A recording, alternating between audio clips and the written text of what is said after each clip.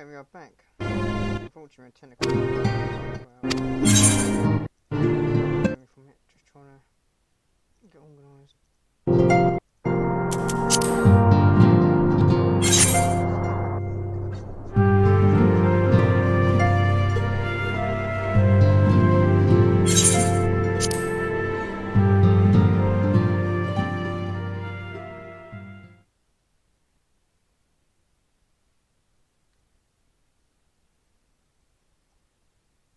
It should hopefully load up the part which was at before, well, technical difficulties.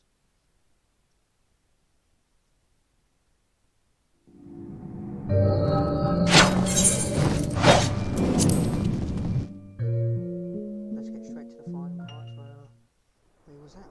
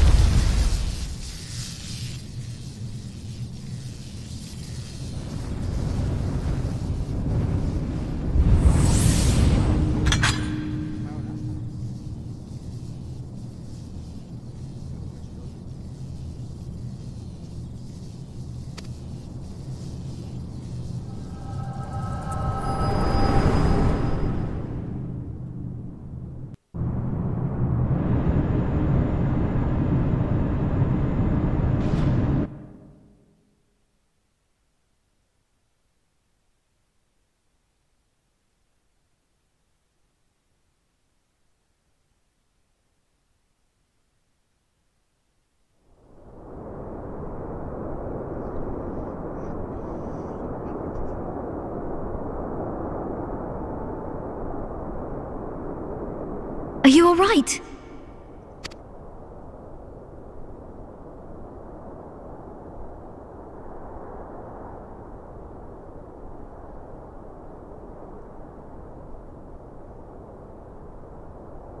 Peer into my past, did you?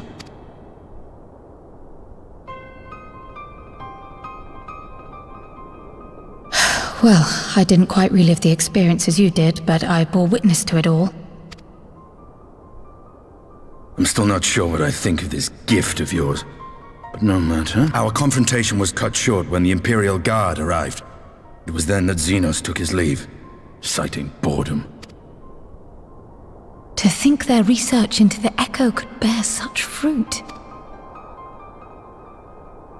Escaping death, jumping from one body to the next, and returning to his own after all this time. He is an Ascian in all but name.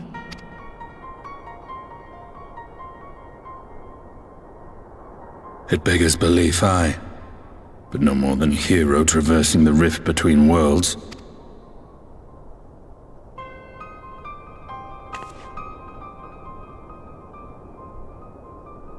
My concerns are far more prosaic.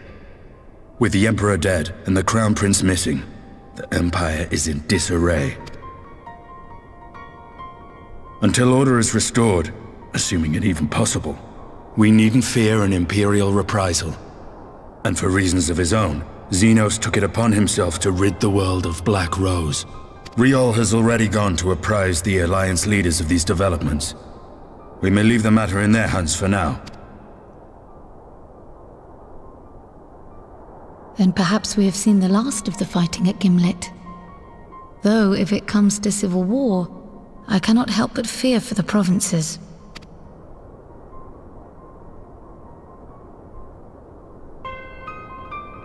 Ah, I'd nearly forgotten to ask. What became of Gaius? Did he not escape with you? That he did, but we parted ways shortly after leaving Garlemald. He claimed another threat had arisen which demanded his attention. He didn't elaborate, but the absence of some device or other in the capital gave him reason to believe they're planning something. Lest you worry, I believe he has well and truly shed the Black Wolf's pelt. Conquest is no longer his objective. We may safely leave him to his own devices. Well, it's nice to have one less foe to worry about, even if we do have a mysterious new threat to look out for instead.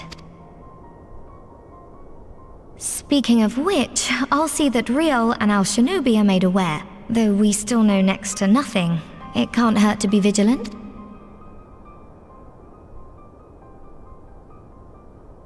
Well then, with Black Rose nipped in the bud, I believe I've fulfilled my part of the bargain.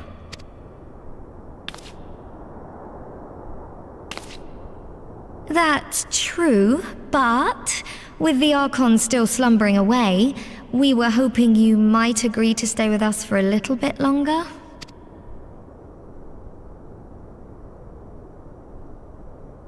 Sorry, but I'm not inclined to extend my contract. Gaius isn't the only one with business to attend to.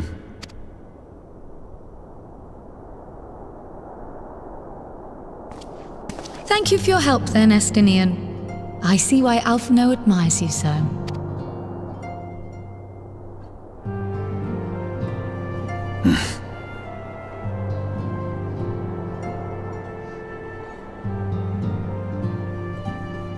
Farewell, my friend. See that you don't make a habit of dozing off in battle.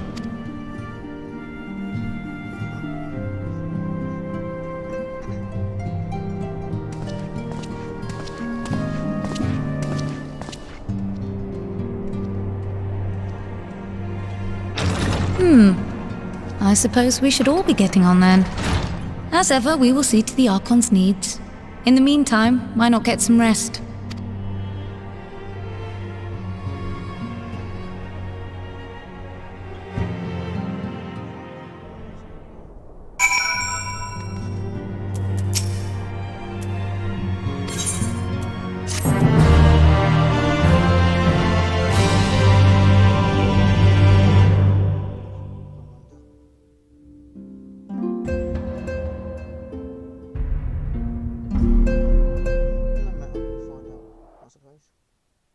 gonna happen anyway. Meanwhile, in Gala,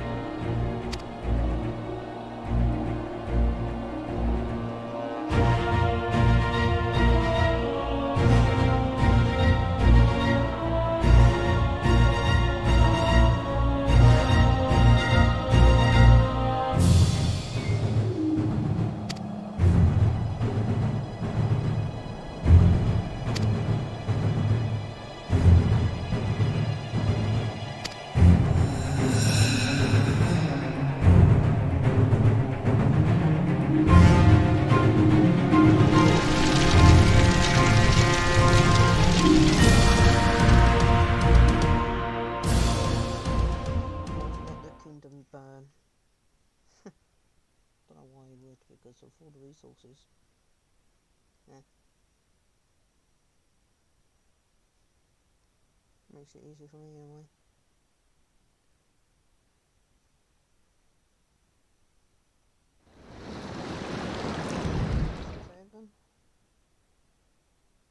Meanwhile, in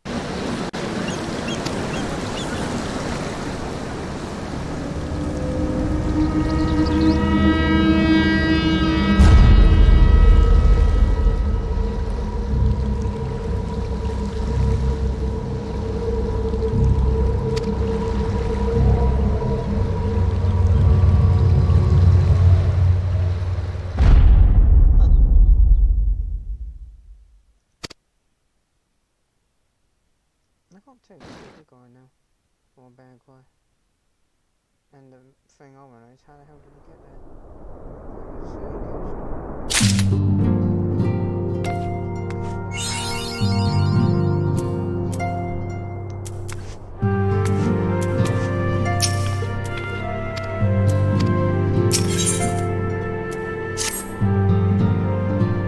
Yeah, I'm gonna be straightforward anyway.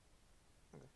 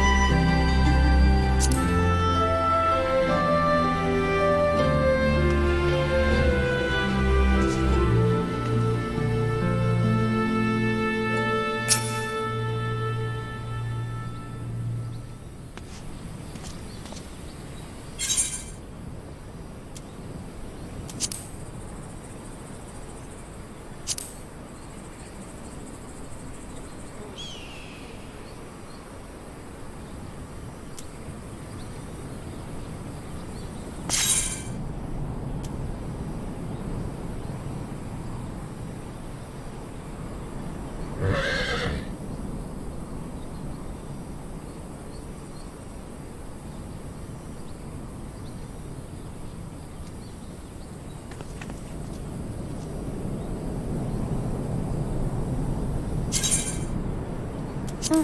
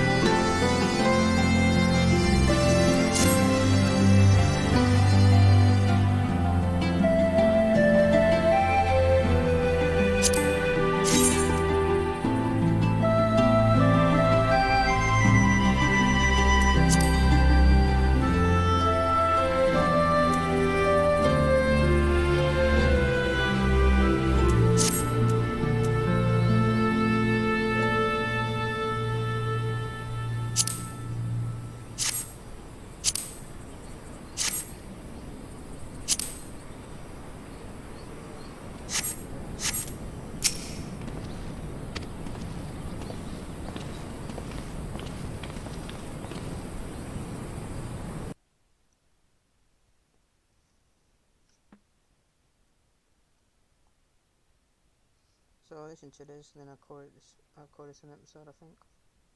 And then, you know, take it from there.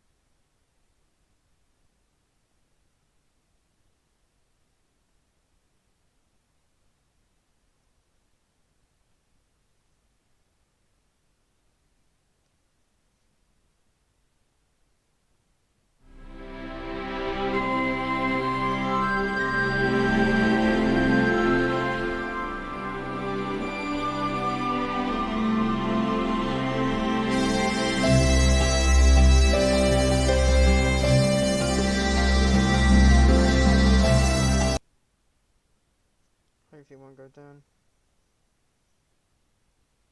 I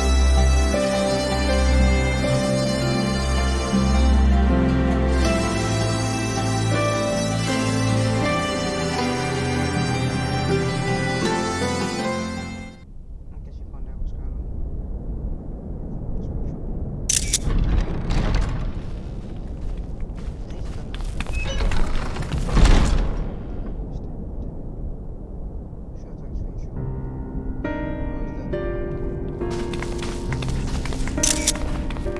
They're here, Commander. And I, for one, am grateful that they are. Told you've been busy since our paths last crossed at the Gimlet Dark. Not that I understand half of it. When the Scions spoke of other worlds, I'd struggled to describe what I pictured. Mayhap things would seem clearer were I to hear the tale from your own lips. But I'm afraid the situation will not afford us that luxury. I trust you two require no introduction. We meet again, hero of Eorzea.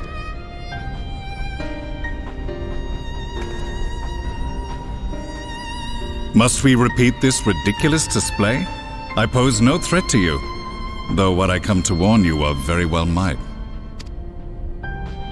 Had he meant to do us harm, I hazard he would have kept to the shadows, and brought more than 2 companions.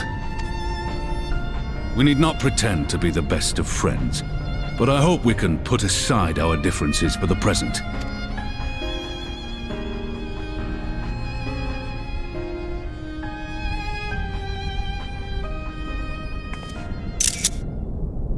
As you are doubtless aware, Sir Estinian and I cooperated to rid the world of Black Rose in your absence.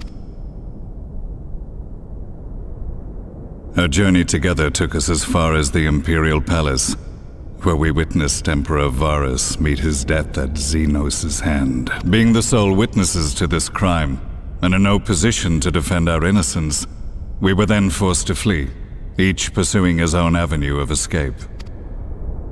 When we were later reunited, Estinian claimed to have encountered an unfamiliar kind of machina during his flight, but to me his description seemed anything but, and upon further investigation I found that I was right.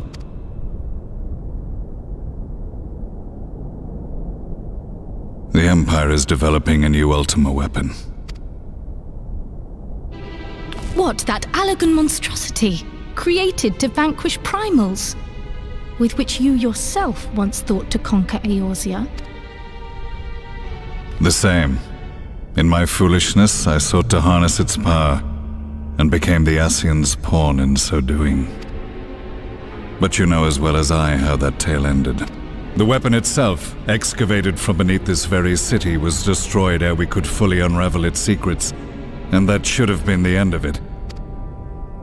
But unlikely as it sounds, the Empire's efforts to recreate it have somehow borne fruit, primarily through secret research conducted by the 7th Imperial Legion, it would seem. Wait, the 7th was all but annihilated at Cartano, along with its legatus. Indeed, few survived. The 7th, as it is now, has little in common with the Legion led by Vandanis, and its leadership has changed hands several times since. Precisely how this project has continued despite such turmoil, and under whose auspices, remains a mystery. What we do know, however, is that a number of prototypes have been produced, and that one of them is on its way to Eorzea. We attempted to stop it, but it was all we could do to slow its progress, so we resolved instead to bring you warning.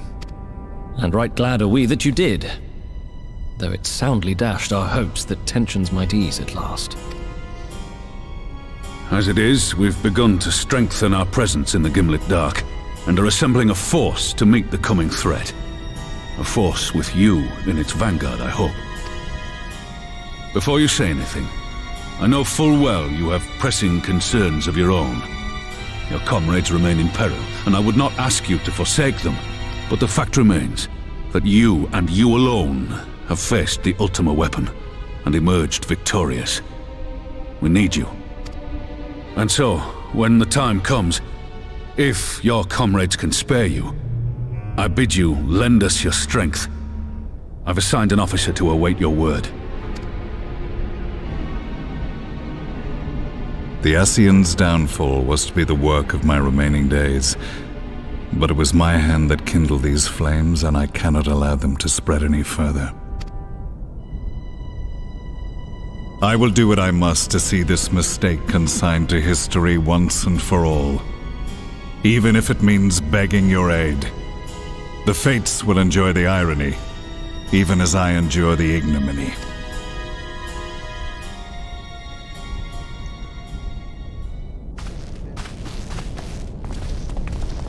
I too shall make for the border and offer my skills, meager though they seem in such company.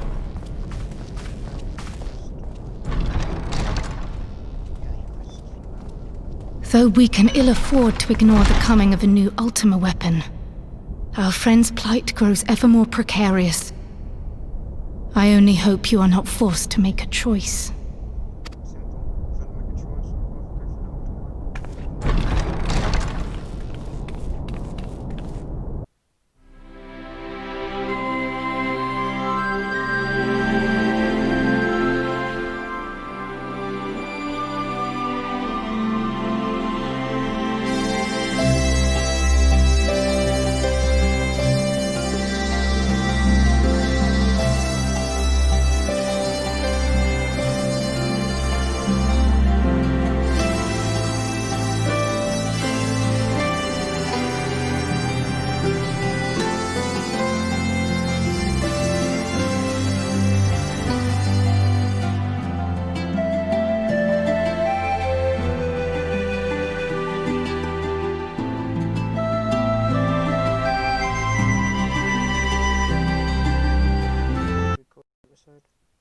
And then actually we can do a bit more, I think. Yeah, we'll go a bit more. If it doesn't. Now because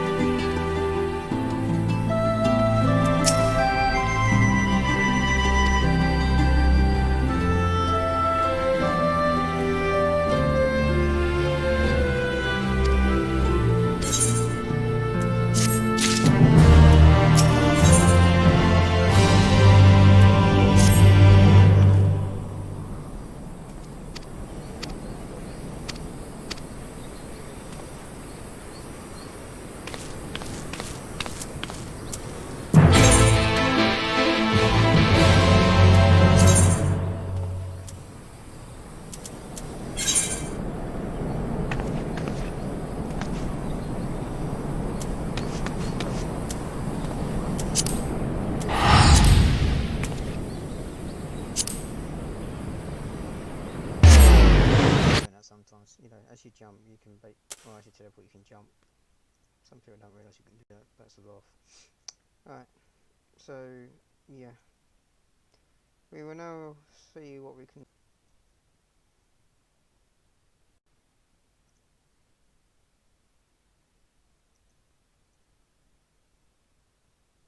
Alright, give me a second while I get myself organised anyway.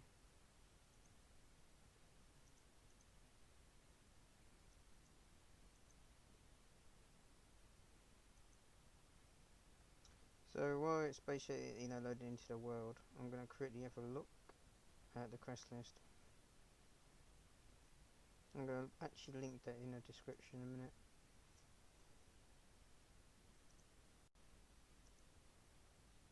Alright, so as you can see, it's basically taken us to the quest area, which will then speak to, you know, the NPC. But while that's loading up, we will just basically check something. Bear me for a minute.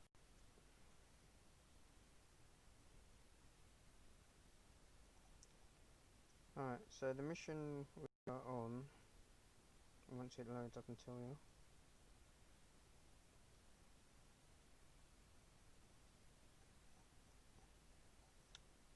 Alright, so the mission is, where is it? Yeah, finding our way home. Alright, so we've got, yeah, 7 more missions until we do the dungeon. I'm gonna put it in, you know, the description, because the ones we're basically now on is patch Falling Over Stars. Yeah.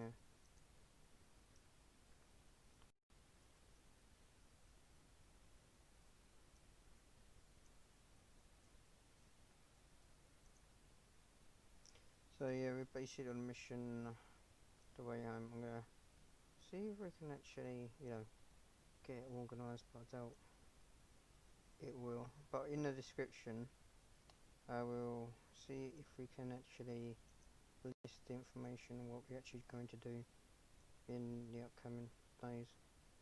There you go. Right. So I've now basically listed in the comment section, well, not the comment section, but the general description of what we need to do anyway.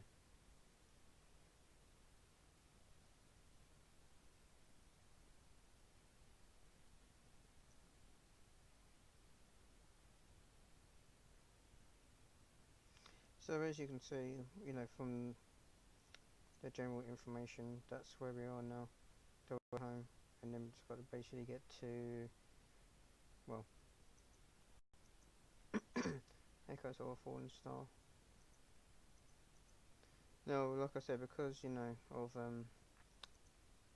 the server basically being slowed, some of the loading times are a bit longer than normal, which is a shame. But there's not really much I can do about that, unfortunately. Just got to wait for it to load up.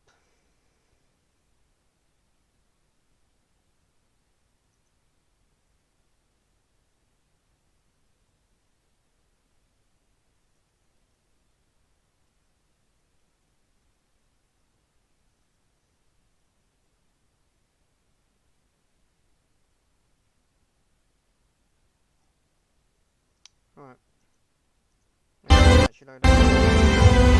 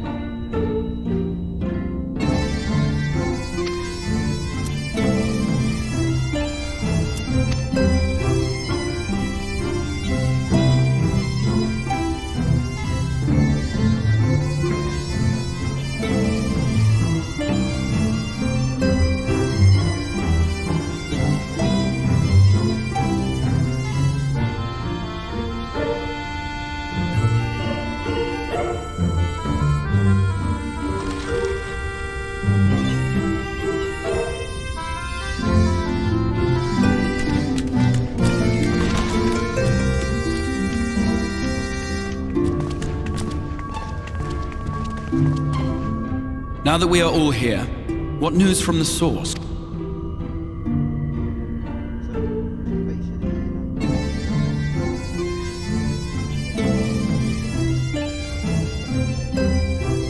A new Ultima weapon.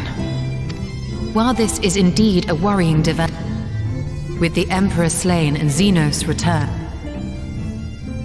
The situation beareth closer observation, of that there is no doubt, and doth compound our need to return.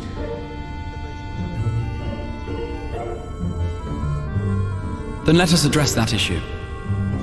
Our long search for a means to see you safely home may well be nearing, thanks in large part to Urianger and Becklug's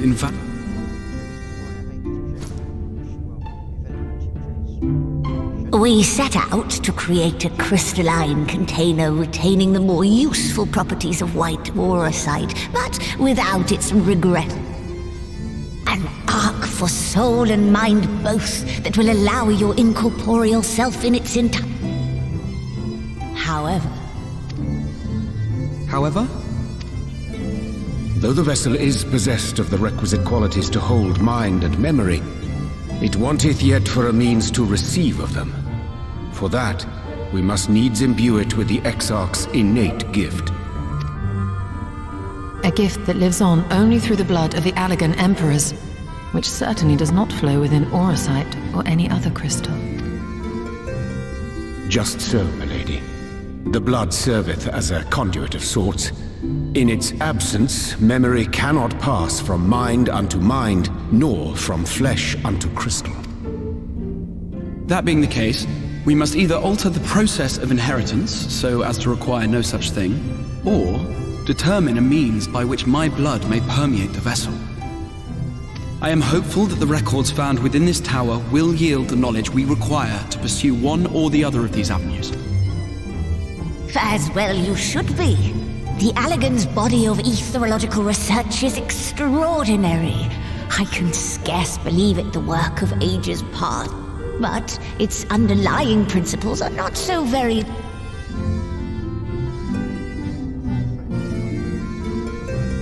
I know that you can ill afford to wait, and it pains me that I must ask you to do so. Whatever it takes, I will see you safely home.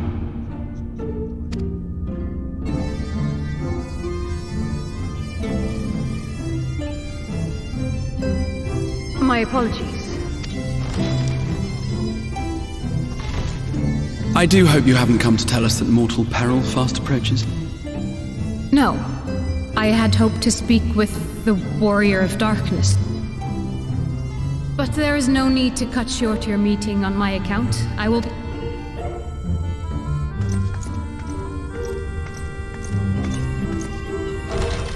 Why not speak in here? She knows I don't mind. Unless she didn't... Perhaps I might accompany you. Though I am woefully ill-qualified to assist in the Exarch's research,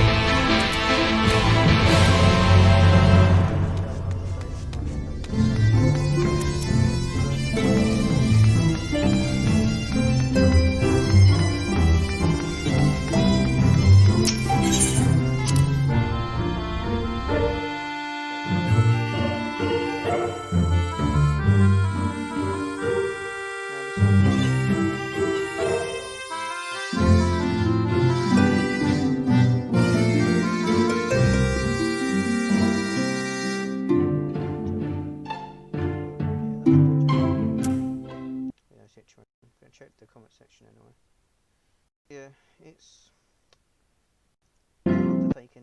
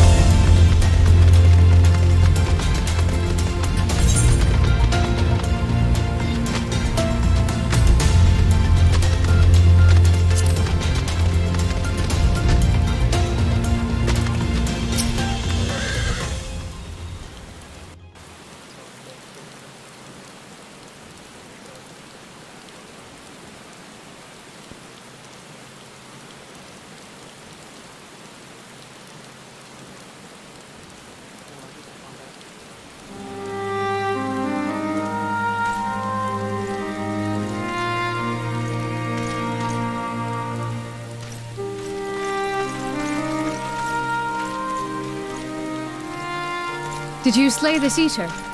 Your orders were to await the main force before engaging.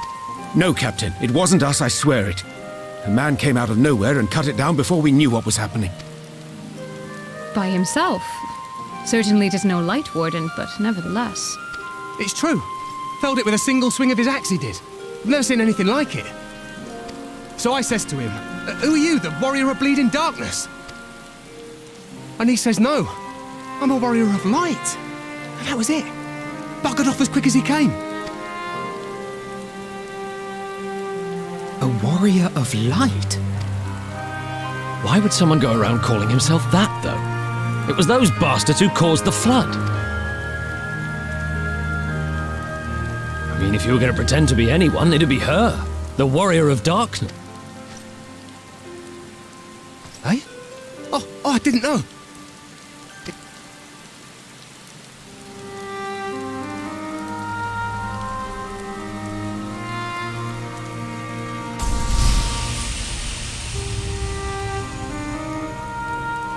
Since the Eater is no longer a threat, our work here is done. Return to your posts.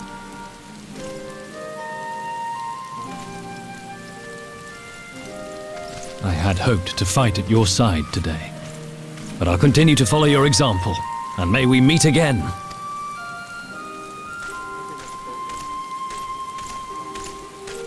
I apologize for the wasted journey. It seems I overestimated the threat. As for this, the Exarch told me the truth of Ardbert and his comrades' deeds, and I am aware they played some part in your own triumph. But to most, they are synonymous with the calamity that befell this world. Still, if this man is minded to destroy Sin Eaters, I may forgive him his unfortunate choice of alias. But that is neither here nor there. I thank you for... With that concluded, shall we return to the Crystarium? There is a proposal I should like to make.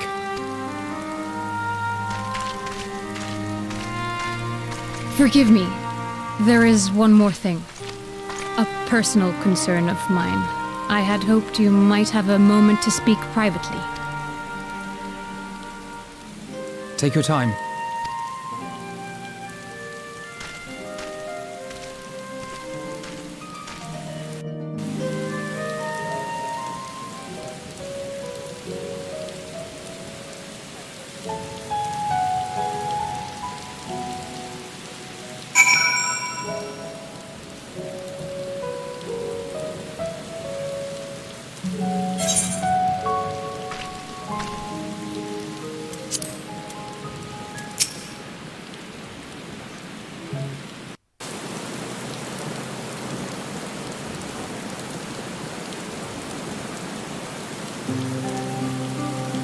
I will not mince words. This matter concerns the Exarch. Though his countenance belies his age, his demeanor never has. He has seen more than any man should and grown ever more weary with time. But I see I give the wrong impression. While it is true he attempted to open a letter with a salmon fillet the other evening, we are not here because I suspect his mind is deteriorating. Nor do I believe him to be so maddeningly unconcerned by the prospect of his own death as he once was. Indeed, the opposite is true. It is for this reason that I seek your advice. Since he returned from the Tempest, the Exarch is not as he was. He seems a different man, a younger man. I know not the details of his research, but when I saw him at work recently, there was a glint in his eye that I had never seen before. He looked happy. It was as if he had peered into the future and for the first time found joy there. Though it gladdens me to see him thus, I wonder if I should not keep my distance. I fear that my presence will only anchor him to...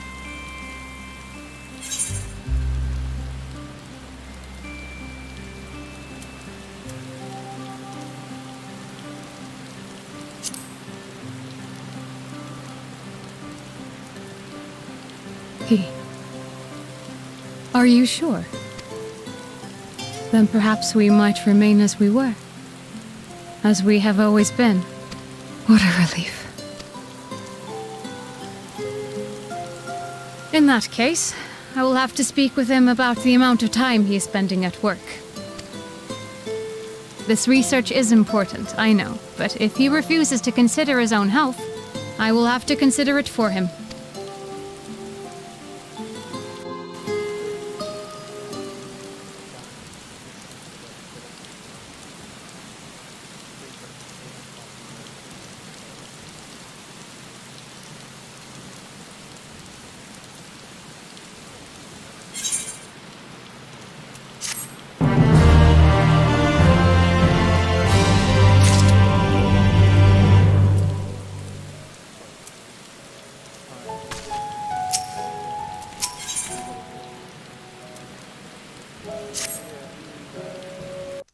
description will basically list the whole entire, well, situation. Okay, so let's see. How many do we have left? Okay, so once we've done that, once we've done this, we're about 6.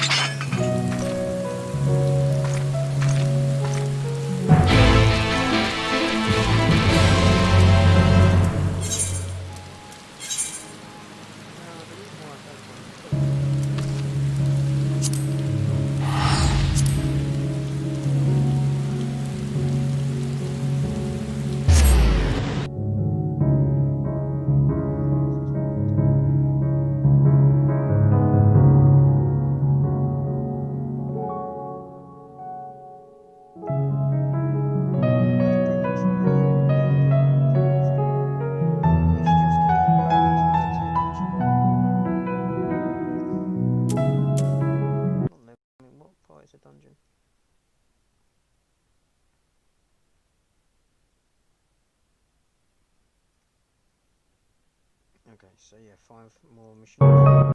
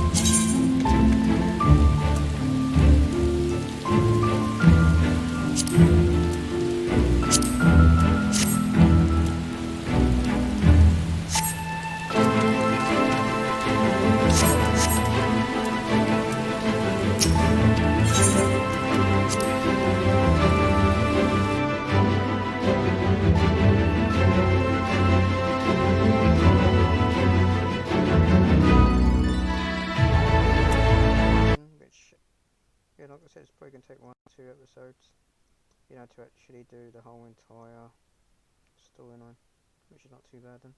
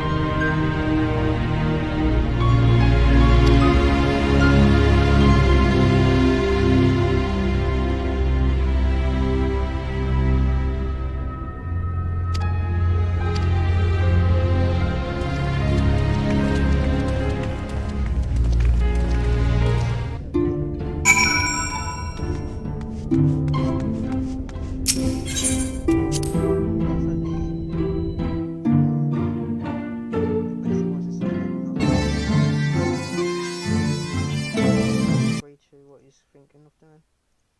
Should just return back to my world and we've done.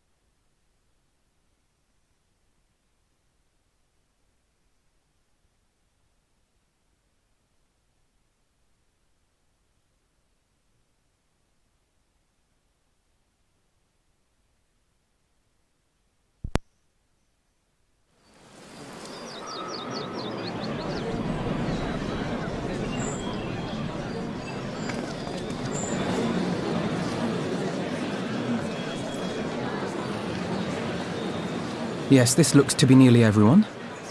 Let us begin, shall we? Though I am usually the first to hold forth at such events, I think on this occasion that... They would be more inclined to take the word of the warrior. Indeed. In light of the subject matter, who better than...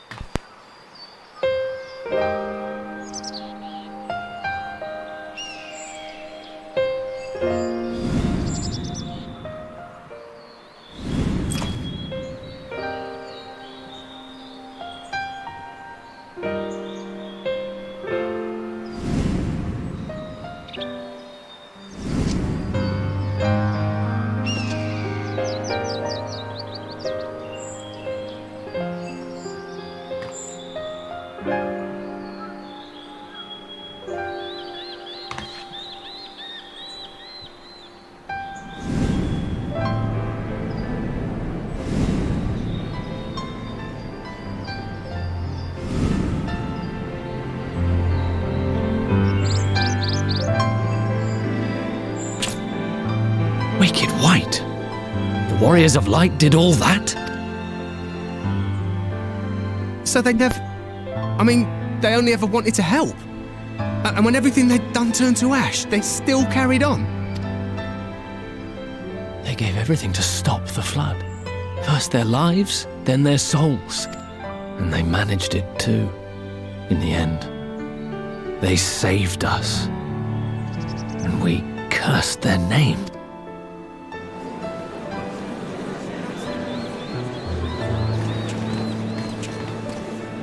This should go a long way towards clearing the air.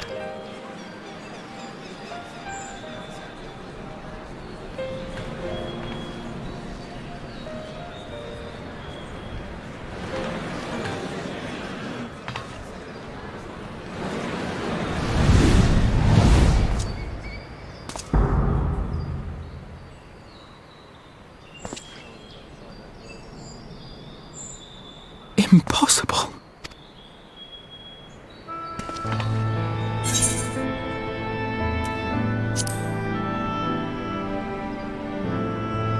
I definitely see something.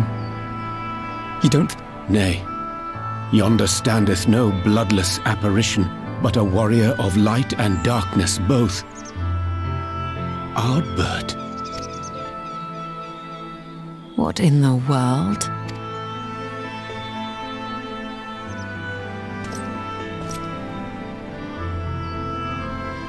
It's you! The one who slew the Eater!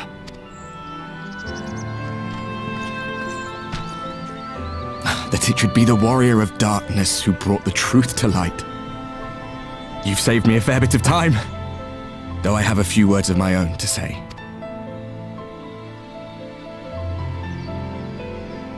People of the Crystarium! I am Ardbert, one of those you know as a warrior of light. That's impossible. You should be dead. Aye, that I should. But as the world has been given new life, so too have I. I know not why I, and I alone, have been gifted this chance. But I do know this. Only by the will of the star itself could such a miracle come to pass. The hero who stands before you now, the warrior of darkness, is not of this world. And the day will come when she must return to her home.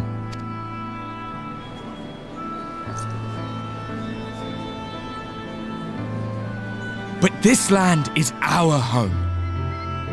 And if it is to remain so, now and forevermore, it is we who must protect it. The time to rely on saviors from afar has passed. It is you who must rise. You who must become the new warriors of light. What? Us?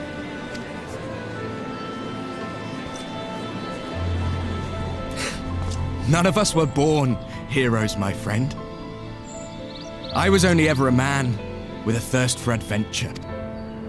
But wherever my journeys took me, I was invariably confronted with the same choice. To lend what aid I could to those in need, or not. And I always chose the former. Any one of you could do the same. All you need is the will to help your fellow man, and the resolve to see it through.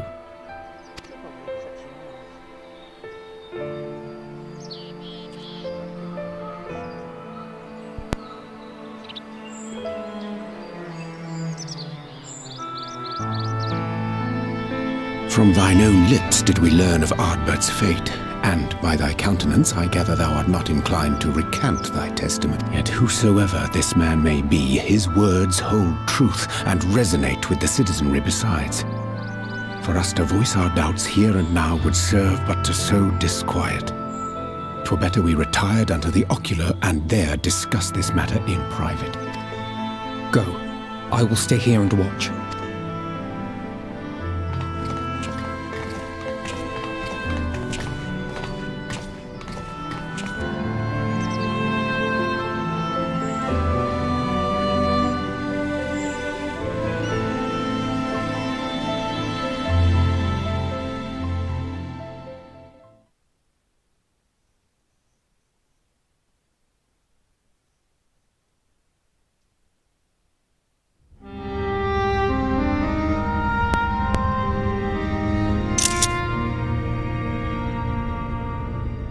So, that is a warrior of light of the First. I've not had the pleasure of making his acquaintance, but as you all seem to be in agreement, I gather this is no simple case of mistaken identity. As far as I was able to discern, that was indeed Ardbert. It has been a long time, but not that long. Could he truly have been...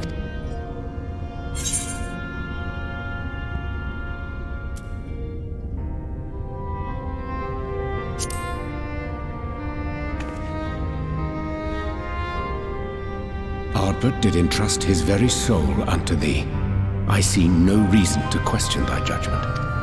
Nor I. To my eyes, your ether burns as brightly as the day you slew Emmett Selk. That is proof that he is with you still. Yet that which standeth now before the people is far more than a passing imitation. I am reminded of the cardinal virtues, though a sin-eater he is not. Which leaveth but one plausible explanation. That he is an Ascian.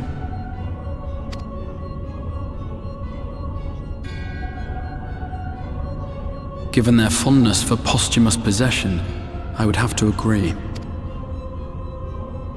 From what I understand, the Warriors of Light were laid to rest in Yulmore by those whom they had aided in life.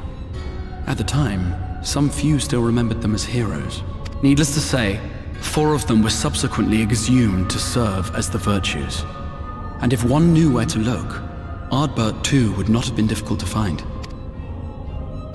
Assuming then that this is indeed the work of an Ascian, my mind inevitably turns to the last remaining paragon to survive the Sundering.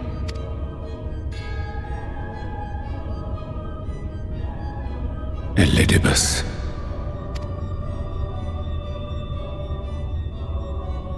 That Xenos hath reclaimed his own flesh is known. Thus evicted from his borrowed form, and cognizant no doubt of Emmett Selk's failure here in the First, is quite possible the emissary chose Ardbert for his next vessel. Inhabiting the flesh of the fallen? My, that is unsavory. And Verily, for they possess no corporeal forms of their own. In what one may term their natural state, none save those gifted with the echo can perceive them. Indeed, when Elidibus intruded upon the waking sands, his presence did go unmarked by all save Minfilia and the Warrior of Light. On that occasion, I myself remained ignorant of his coming until after his departure. It was only at a later juncture, when he deigned to appear before me in borrowed flesh, that I was finally able to take the measure of him. In such puppetry do the Ascians engage when they seek to influence the course of history. And they have gained much by it. Emet-Selch single-handedly built the Garlean Empire in this manner, while La Hebrea came close to conquering Eorzea, having taken possession of Thancred's living body. Yet it must needs be noted that the Ascians cannot avail themselves of all mortal vessels. For were they able to do so, none would serve as a better pawn than our own redoubtable champion. Mayhap the blessing of light shieldeth Hydaelyn's chosen from Ascian influence. Or mayhap other forces are at work. Whatever the reason, I hope it holds true. I dare not contemplate what might come to pass otherwise. Is it not peculiar, then, that Ardbert's mortal remains should be susceptible, given that he was once a warrior of light? Or did the final departure of his soul make it possible, perhaps? Regardless, to hear an Ascian use him to call forth new warriors of light boggles the mind.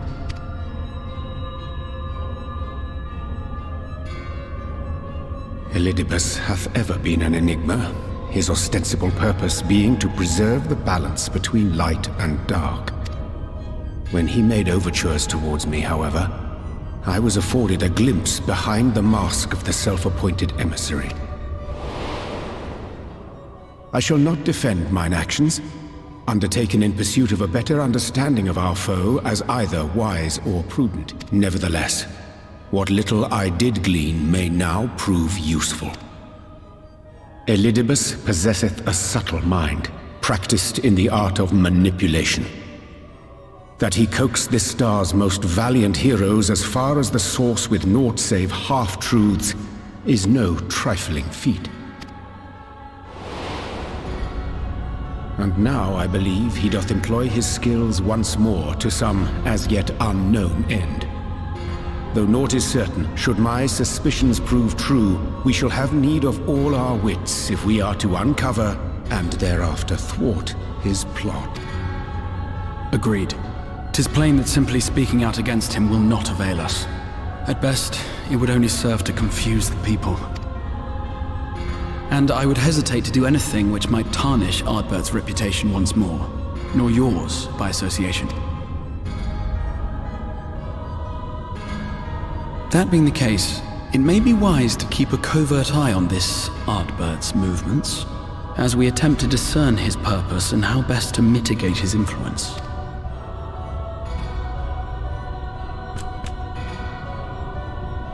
His performance appears to have concluded. What now? Go back out and follow him?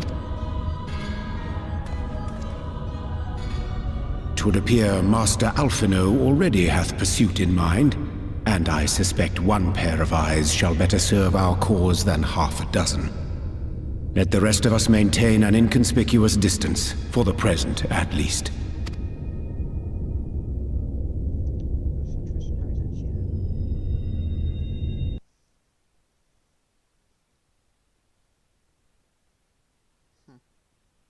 It'll be annoying though if that is the case for it's an Ascian now. What the heck?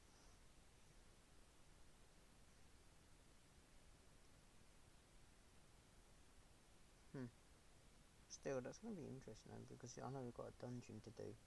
So does that mean we have to find a new dungeon? Huh. Gets me wondered now. Right. So what's going on? Let's just see what's going on to the comment section real quick.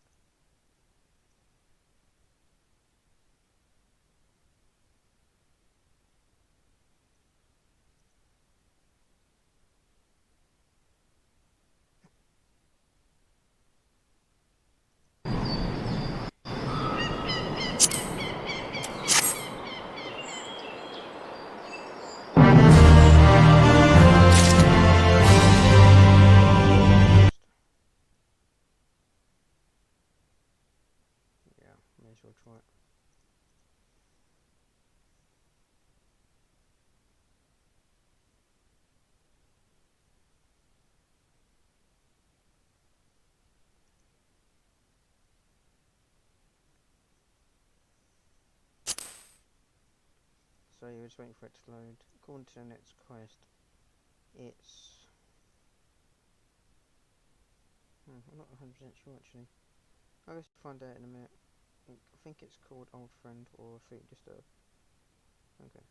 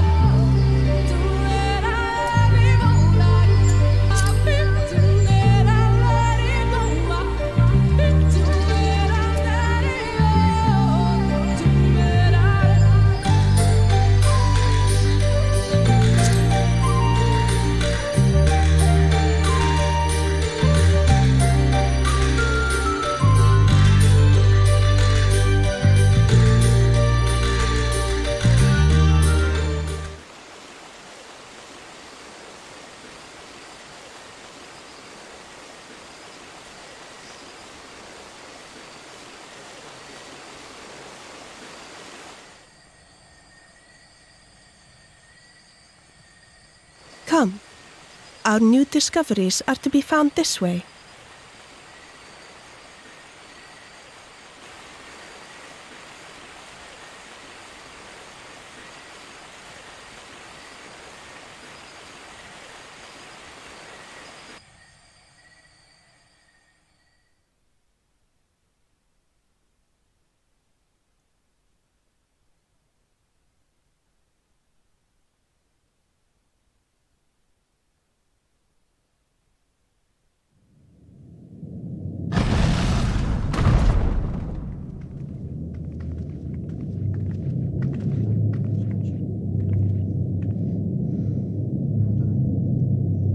The people of Ronka are known to have venerated animals, but these features do not match those of any indigenous species.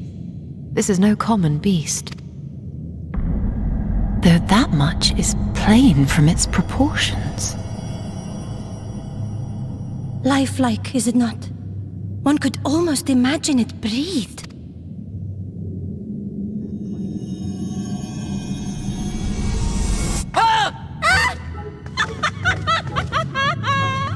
Why you... Ugh.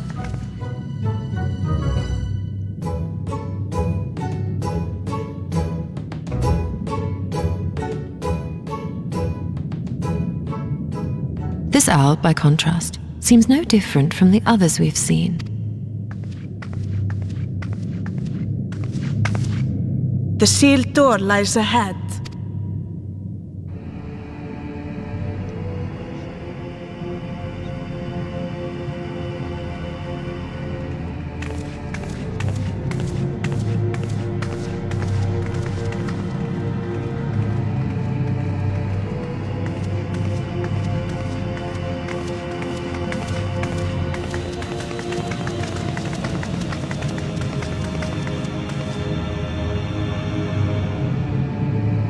As you see, one statue is missing.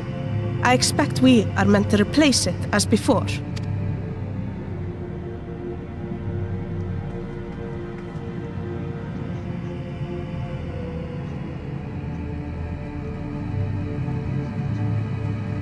Too simple.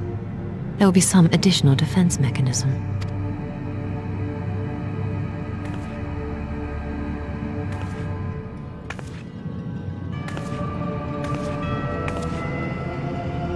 Just a moment. There are words carved into the stone. He who would disturb a hero's deserved slumber shall instead waken the beast and know his folly. Wait! Don't!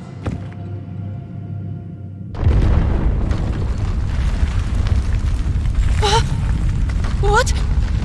But I only... What is happening?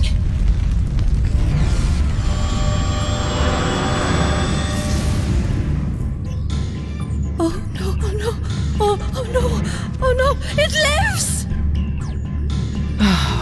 Why am I not surprised? Prepare yourselves.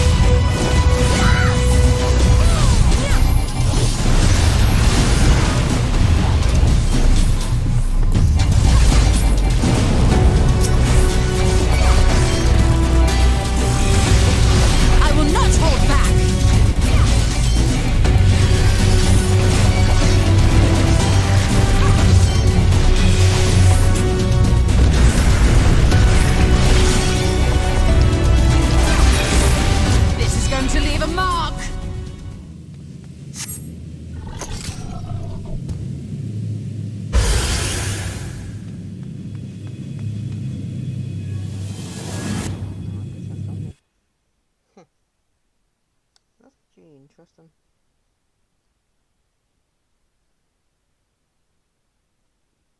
It's a lot easier than most changes we've had to deal with in the past.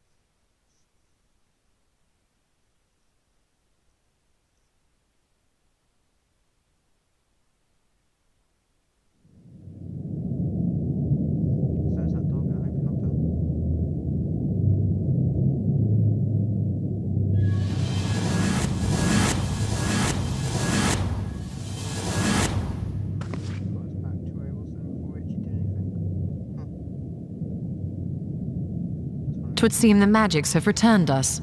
How polite. Now, what have we learned? Ah, we were bound to run into a living statue eventually. And now we can open the door.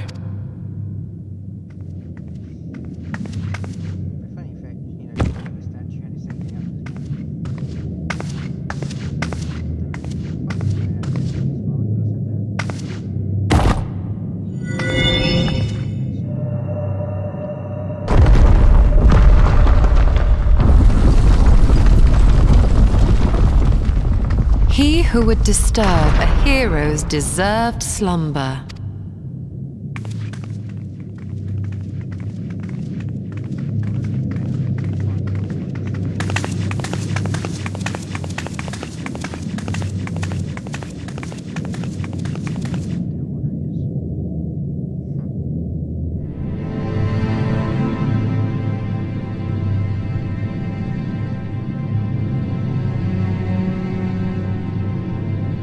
A tomb, just as I thought, befitting a hero.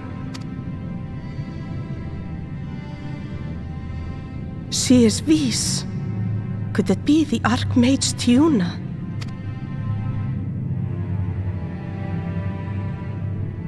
A legendary hero of Ronka, as you surmised. The tales tell of how she smote entire armies with a single incantation, so potent was her spellcraft. Though she ever fought in the name of peace. I thought them no more than tales. To think she really existed. Well, I for one always believed.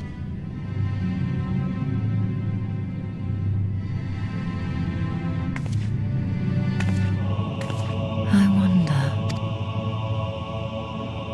By the light of fallen stars, great power awakens. Tiuna was not only a master of spellcraft. It is said she could see truths long lost and hear the voices of men's hearts.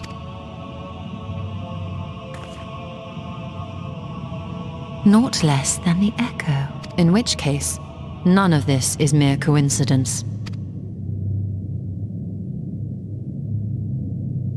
A shower of stars setting the sky aflame. And in both this world and the Source, we find individuals within whom a mysterious power awakened at the sight. We can never unpick the why of it. Now, however, I believe we might. Does the scene depicted here not resemble the one we saw when we first ventured into the Katana Ravel? Moreover, does it not recall that which Emmett Selk invited us to witness in Amarot?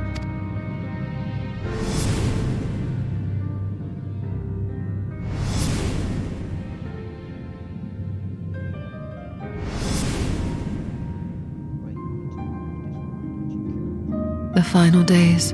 If, as the Exarch's research suggests, soul and mind share a fragile yet profound bond, might it not be possible for an event to leave such a deep imprint upon the soul that it could be perceived eons later, given a suitable trigger? The echo defies explanation by conventional etherological theory, or shall we say, but if it is a power that once belonged to the ancients, to souls yet undivided,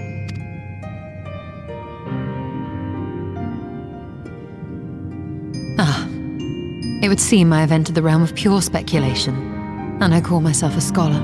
I shall refrain from making any further. Still, I cannot choose but be reminded of our experience in Amarot.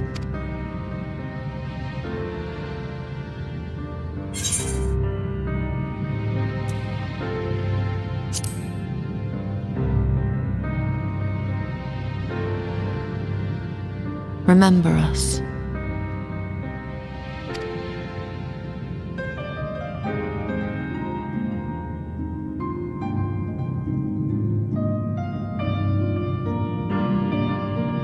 History is learned, not lived. We have always protected the Tales of Ronka, just as we have protected this place. But we are mindful of what our mothers taught us. We see the past through our own eyes and speak of it with our own words. Thus do we come to understand it in our own way. But this is not the same as remembering. Your mothers were wise. Though we witnessed the final days, our impressions could not fail to be colored by our own experiences and expectations. Those who lived through it would have perceived the event quite differently. We must bear in mind that it is no simple matter to keep the truth alive, or it will die with Emmett Selk and his kin.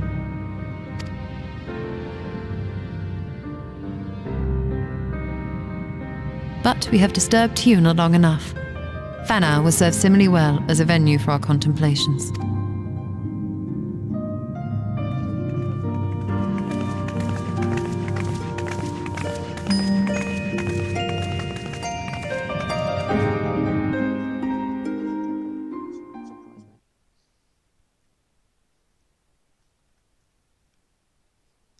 Knowing incantations that can wipe out entire armies, and you're telling me, going for all that trouble of killing that bird thing. However it was, I wouldn't check. I would know I would have. Just think about it. If an Elsian actually, managed to take over that body of whatever that person was, and gain that knowledge. Oh, Jesus Christ.